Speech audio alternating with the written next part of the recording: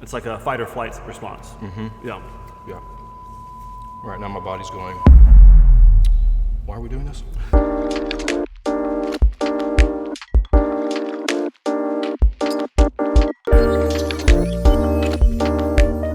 Hey CLC, we're at it again with another episode of SpiCLC. I'm sitting down with Pastor Matt Huie. He's our community pastor here at the church and has been on staff since 2013.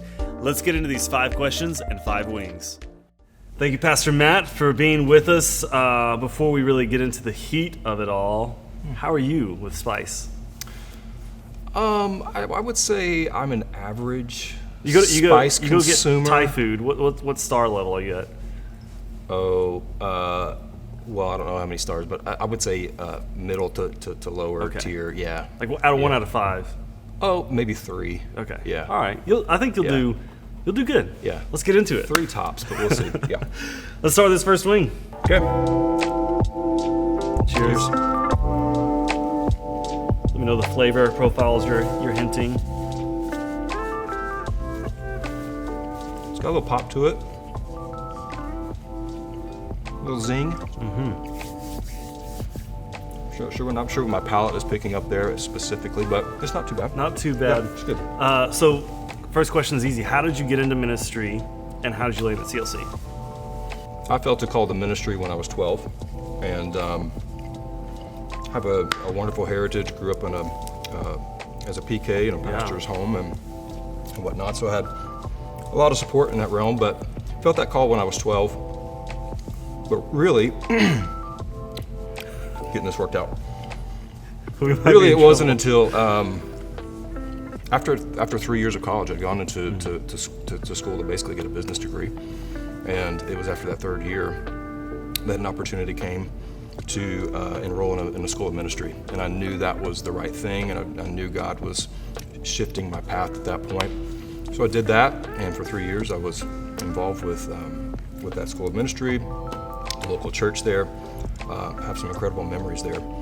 And sometime after I completed that, a few years later, I became aware of the opportunity here at the church with the link, and so I felt peace to pursue that and did, and joined the team in January of 2013. So here we are, 9.5 plus years later. So yeah. I love it. Yeah. Let's keep going. Number 2.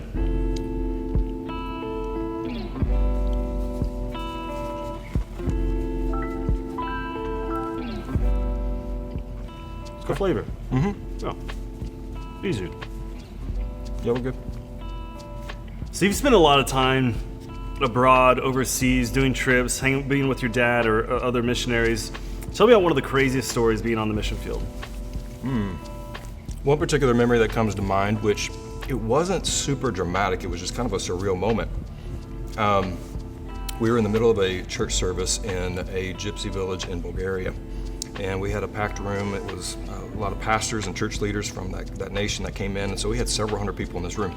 And right in the middle of the service, there was an earthquake that took place. Everybody felt it. We were all kind of sitting there going, whoa, what's going on? No way.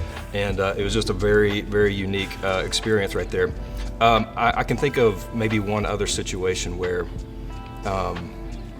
Were people praying like, let the earth shake, like God bring I don't remember that necessarily being the case. I think it was more just a charismatic happenstance. I don't know that it was... We're praying too hard, we gotta bring it down. Whoa, but settle down. Gosh, I could probably come up with several memories, but that was one that came to mind. Really special place too in my heart was Bulgaria. Bulgaria. Yeah. Love that. Yeah. Let's go right into number 3.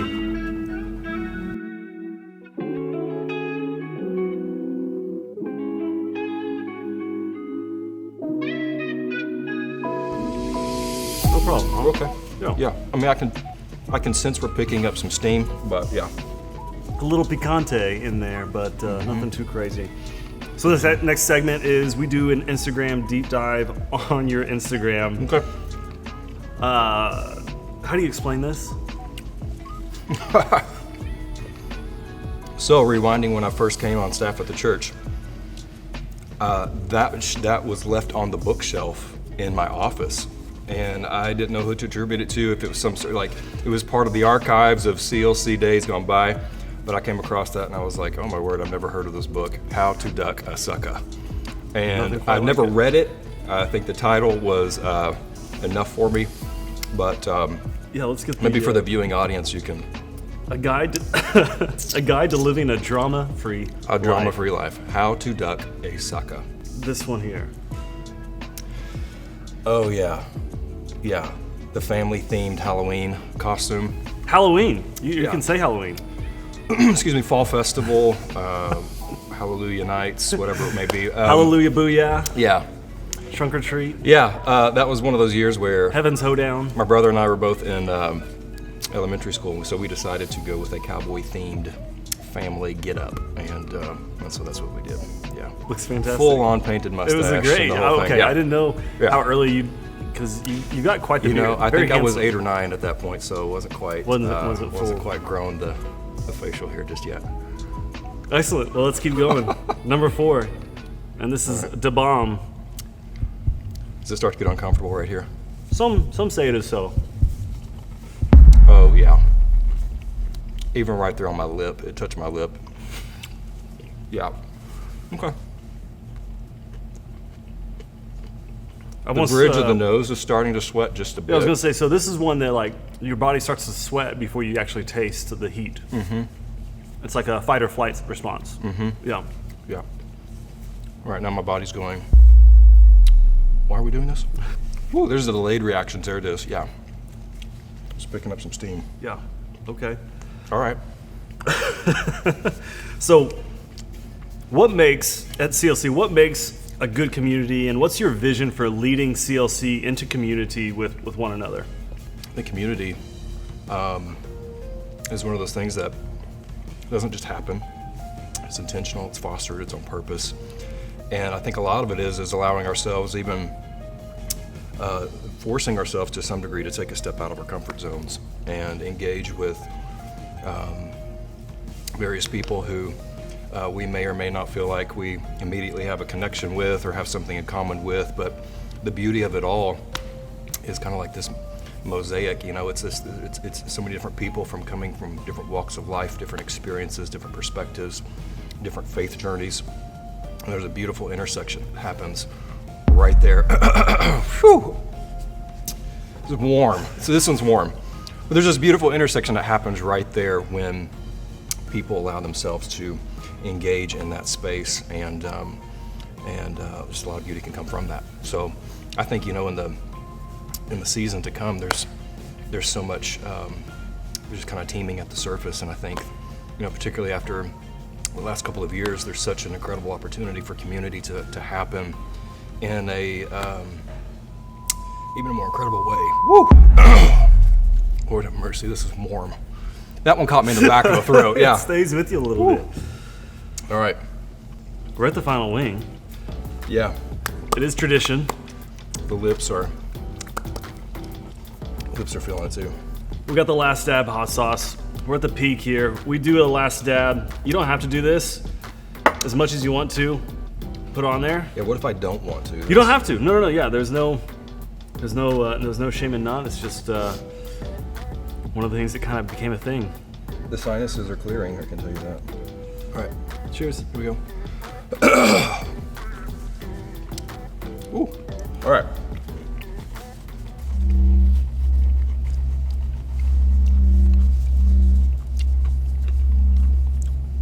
It's got a good flavor. You gotta say that. Oh yeah. I mean, if I could taste that flavor, I'm sure it'd be good. Yeah. All right. So in churches, every church I think has sayings, different code, Christianese. We talk about our lobby as the front porch. And Wednesday nights, I think it was you, Shirley, that coined it. Wednesday nights, the most important night of the week. What makes Wednesday nights so important? It's the middle part of your week, and it's just a great opportunity to kind of hit that intersection as a community. And traditionally, Wednesday nights have been this opportunity for people to come together, grow in their relationship with Christ, grow in relationship with one another. And we've had some really incredible things that have happened over the years in Wednesday evening settings, and even this summer's been really fun. Woo! Lord have mercy. This summer's been really fun with Psalms for the Summer We've been walking through various Psalms. It's a great opportunity for worship and teaching, but also discussion and community and connection. And had an incredible 8 weeks or so back in the spring where we had just a series that we called Stories from the Community. And people shared their walks and their journeys, and it was just really cool to hear so many stories and testimonies, and people connect to stories. And so Wednesday nights have looked a variety of ways over the years, but it's always an open space for people to come, again, grow in their relationship with Christ, grow in their relationship with one another. I love that, and I will continue to say it. Wednesday nights, the most important night of the week. Really, our whole campus is just filled with activities. Yeah. Well, you made it. 5 wings, 5 levels of heat. Yeah. You're at the peak. It's uncomfortable. It's uncomfortable. Yeah. I'm going to give you some time. Yeah. This camera, that camera. Let people know what's going on in your ministry, what's going on in your world. What do they need to know? Yeah.